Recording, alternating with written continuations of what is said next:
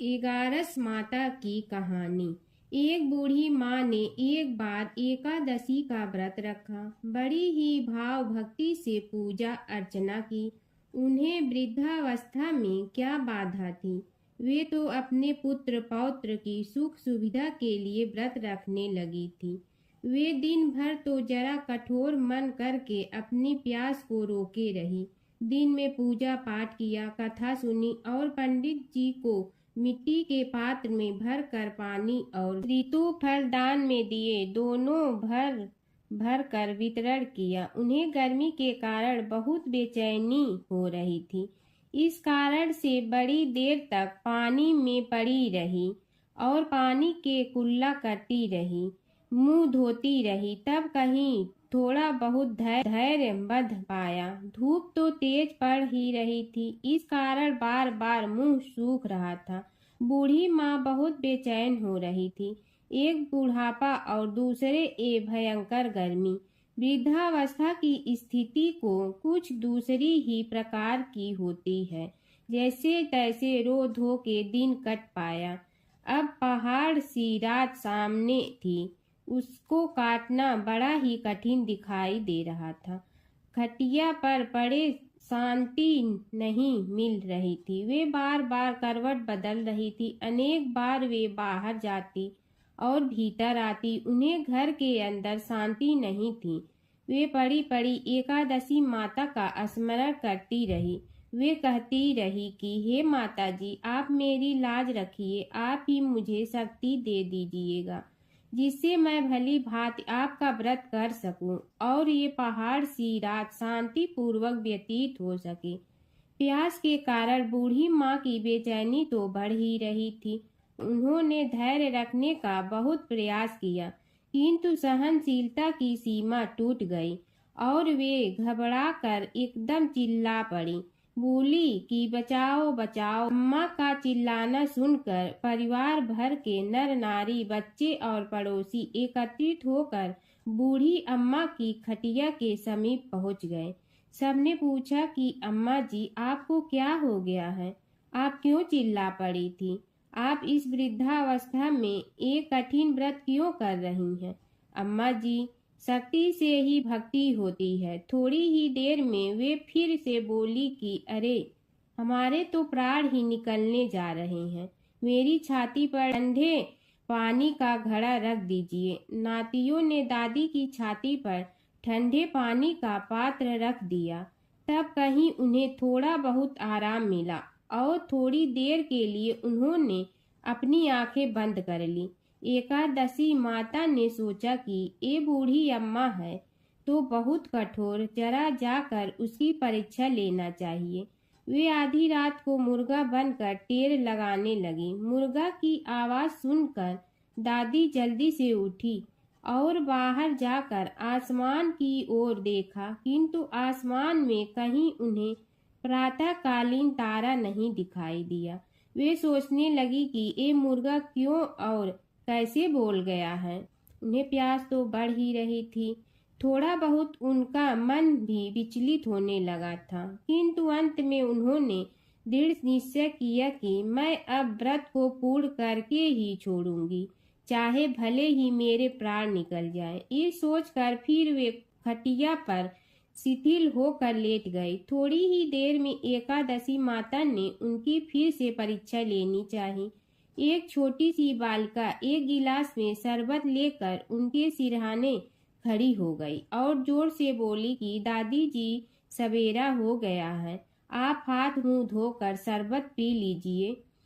पहले तो शरबत का गिलास देखकर उनका मन ललचाने लगा, किंतु अचानक व्रत का स्मरण हो आया और उन्होंने सोचा कि मैं किसी भी प्रकार से अभी शरबत नहीं पी सकती हूँ और वे शांति पूर्वक अपनी खटिया पर लेट गई।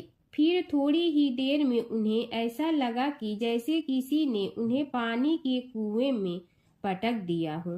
वे बड़ी देर तक उस कुएं में हाथ पांव चलाती रही, किंतु उन्होंने अपने मुंह में पानी की एक बूंद भी नहीं जाने दी और वे दृढ़ता पूर्वक अपना व्रत पालती रही। थोड़ी ही देर में न जाने कहाँ से सामने आग जलने लगी, जिससे भारी गर्मी पड़ने लगी। प्यास के कारण प्राण निकलने लगे, किंतु बूढ़ी अम्मा का कुछ भी नहीं बिगड़ पाया। वे जहाँ की तहाँ मुस्कुराती हुई बैठी रही। थोड़ी ही देर में बाहर प्रकाश दिखाई देने लगा। ऐसा लगा कि जैसे सवेरा हो गया हो। बूढ़ी अम्मा ने जब बाहर निकल कर देखा तो समझ गई कि अभी सवेरा होने में 3-4 घंटे की देरी है।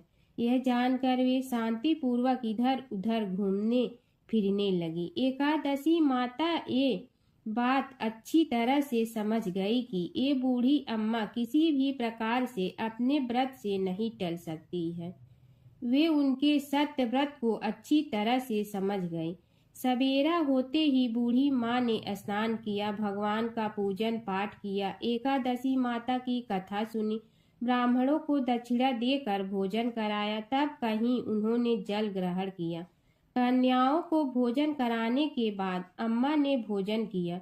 उस श्रेष्ठ व्रत के प्रताप से बूढ़ी अम्मा की आयु में वृद्धि हो गई। उनका घर परिवार हरा भरा हो गया। घर में अब उनके कोई अभाव नहीं रहता। वे हर तरह के सुख साधनों से संपन्न हो गई।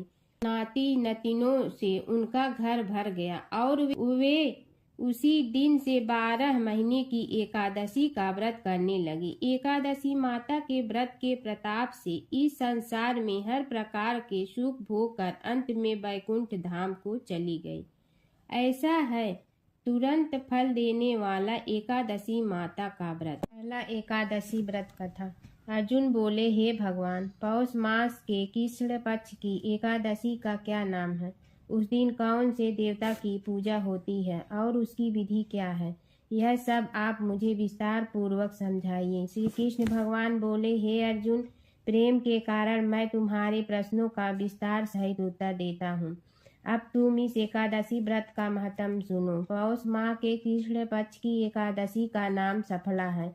इस एकादशी के देवता नारायण हैं। इस एकादशी को पहले लिखी विधि के अनुसार व्रत करना चाहिए और नारायण जी सफला नाम की एकादशी में मुझे ऋतु के अनुकूल फल अर्पण करें। मनुष्य को 5 सहस्त्र साल तपस्या करने से जिस पुण्य का फल मिलता है वह पुण्य भक्ति पूर्वक रात्रि जागरण सहित सफला एकादशी का व्रत करने से मिलता है। हे अर्जुन, अब तुम सफला एकादशी की कथा ध्यान पूर्वक सुनिए। चंपावती नगरी में एक महिष्मान नाम का राजा राज्य करता था। उस राजा के 4 पुत्र थे। उन पुत्रों में सबसे बड़ा लुम्पक राजा का पुत्र महापापी था। वह हमेशा पर स्त्री गमन तथा वैश्याओं के यहाँ अपने पिता का धन व्यय किया करता था। वह सदैव देवता, ब्राह्मण, वैष्णव आदि की निंदा किया करता था। जब उसके पिता को अपने बड़े पुत्र के बारे में ऐसे समाचार ज्ञात हुए तब उसने उसको अपने राज्य से निकाल दिया। जब लुम्पक द्वारा त्याग दिया गया तब वह सोचने लगा कि अब मैं क्या करूं, कहाँ जाऊं। अंत में उसने रात्रि को पिता की नगरी में चोरी करने की ठानी। वह दिन में रहने लगा और रात को अपने पिता की नगरी में जाकर चोरी तथा अन्य बुरे कर्म करने लगा। रात्रि में वह जाकर नगर के निवासियों को मारता तथा कष्ट देता। कुछ दिनों में संपूर्ण नगरी को समाप्त कर दिया। वह प्रातः उसे पहरेदार पकड़ने पर भी राजा के भय से छोड़ देते थे। जिस वन में वह रहता था वह भगवान को बहुत प्रिय था। उस वन में एक बहुत पुराना पीपल था तथा उस वन को सब लोग देवताओं का क्रीड़ा स्थल मानते थे। इस जंगल में पीपल के वृक्ष के नीचे महापापी लुम्पक रहता था। कुछ दिनों के बाद पौष माह के कृष्ण पक्ष की 10वीं के दिन वह वस्त्रहीन होने के कारण शीत के मारे मूर्छित हो गया। शीत के कारण वह रात्रि को न जाने और उसके हाथ पैर जकड़ गए। उस दिन वह रात्रि बड़ी कठिनता से बीती, परंतु सूर्य नारायण के उदय होने पर भी उसकी मूर्छा न गई। सफला एकादशी के मध्याह्न तक वह दुराचारी मूर्छित ही पड़ा रहा। जब सूर्य की गर्मी से उसे कुछ गर्मी मिली तब उसे होश आया और अपने स्थान से उठकर गिरते पड़ते वन में भोजन की खोज में चल पड़ा। उस दिन वह जीवों को मारने में असमर्थ था। इसलिए जमीन पर गिरे हुए फलों को लेकर पीपल के वृक्ष के नीचे आया। तब तक सूर्य भगवान अस्ताचल को प्रस्थान कर गए। उसने उन फलों को पीपल की जड़ के पास रख दिया और कहने लगा कि हे भगवान, इन फलों से आप ही तृप्त होएं। ऐसा कहकर वह रोने लगा और रात को उसे नींद न आई। उस महापापी के इस व्रत तथा रात्रि जागरण से भगवान अत्यंत प्रसन्न हुए और उसके समस्त पाप नष्ट हो गए। प्रातःकाल होते ही एक दिव्य रथ अनेकों सुंदर वस्तु से सजा हुआ आया और उसके सामने खड़ा हो गया। इसी समय आकाशवाणी हुई कि हे राजपूत, भगवान नारायण के प्रभाव से तेरे समस्त पाप नष्ट हो गए हैं। अब तू अपने पिता के पास जाकर राज्य प्राप्त कर। लुम्पक ने जब ऐसी आकाशवाणी सुनी तो वह अत्यंत प्रसन्न हुआ और कहा, हे भगवान, आपकी जय हो। ऐसा कहता हुआ सुंदर वस्त्रों को धारण करने लगा और अपने पिता के पास गया। उसने संपूर्ण कथा कह सुनाई और पिता ने उसको अपना राज्य भार सौंप कर वन का रास्ता लिया। अब लुम्पक शास्त्रानुसार राज्य करने लगा। उसकी स्त्री पुत्र आदि भी नारायण के परम भक्त बन गए। वृद्धावस्था आने पर वह अपने पुत्र को गद्दी देकर भगवान का भजन करने के लिए वन में चला गया और अंत में परम पद को प्राप्त हुआ। हर व्रत कथा के साथ पढ़ी और सुनी जाने वाली लपसी तपसी की यह कहानी। एक तपसी था। तपसी हमेशा भगवान की तपस्या में लीन रहता था। लपसी रोजाना सवा सेर की लपसी बनाकर भगवान का भोग लगाकर जीम लेता था। एक दिन दोनों लड़ने लगे। तपसी बोला, मैं रोज भगवान की तपस्या करता हूँ, इसलिए मैं बड़ा हूँ। लपसी बोला, मैं रोज भगवान को सवा सेर लपसी का भोग लगाता हूँ, इसलिए मैं बड़ा हूँ। नारद जी वहाँ से गुजर रहे थे। दोनों को लड़ता देखकर उनसे पूछा कि तुम क्यों लड़ रहे हो। तपसी ने खुद के बड़ा होने का कारण बताया और लपसी ने अपना कारण बताया। नारद जी बोले, तुम्हारा फैसला मैं करूँगा। दूसरे दिन लपसी और तपसी नहाकर अपनी रोज की भक्ति करने आए तो नारद जी ने छुपकर 1.25 करोड़ की एक एक अंगूठी उन दोनों के आगे रख दी। तपसी की नज़र उस अंगूठी पर पड़ी जो उसने चुपचाप अंगूठी उठाकर अपने नीचे दबा ली। तब लपसी की नज़र अंगूठी पर पड़ी, लेकिन उसने ध्यान नहीं दिया। भगवान को भोग लगाकर लपसी खाना खाने लगा। नारद जी सामने आए तो दोनों ने पूछा कि कौन बड़ा, तो नारद जी ने तपसी से खड़ा होने को कहा। वो खड़ा हुआ तो उसने नीचे दबी अंगूठी दिखाई पड़ी। नारद जी ने लपसी से कहा, तपस्या करने के बाद भी तुम्हारी चोरी करने की आदत नहीं गई, इसलिए लपसी बड़ा है और तुम्हें तुम्हारी तपस्या का कोई फल भी नहीं मिलेगा। तपसी शर्मिंदा होकर माफ़ी मांगने लगा। उसने नारद जी से पूछा, मुझे मेरी तपस्या का फल कैसे मिलेगा। नारद जी ने कहा, यदि कोई गाय और कुत्ते की रोटी नहीं बनाएगा तो फल तुम्हें मिलेगा। यदि कोई ब्राह्मण को भोजन करवा कर दक्षिणा नहीं देगा तो फल तुम्हें मिलेगा। यदि कोई साड़ी के साथ ब्लाउज नहीं देगा तो फल तुझे मिलेगा। यदि कोई दिए से दिया जलाएगा तो फल तुम्हें मिलेगा। यदि कोई सारी कहानी सुने लेकिन तुम्हारी कहानी नहीं सुने तो फल तुझे मिलेगा। उसी दिन से हर व्रत कथा कहानी के साथ लपसी तपसी की कहानी भी सुनी और कही जाती है।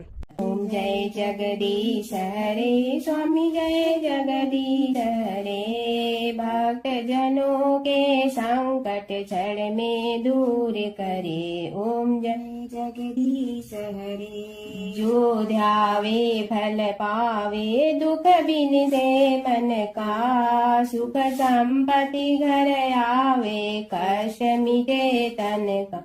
ओम जय जगदीश हरे।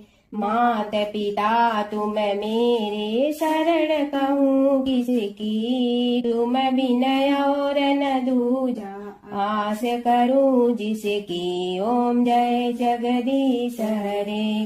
तुम पूर्ण परमात्मा, तुम अंतर्यामी।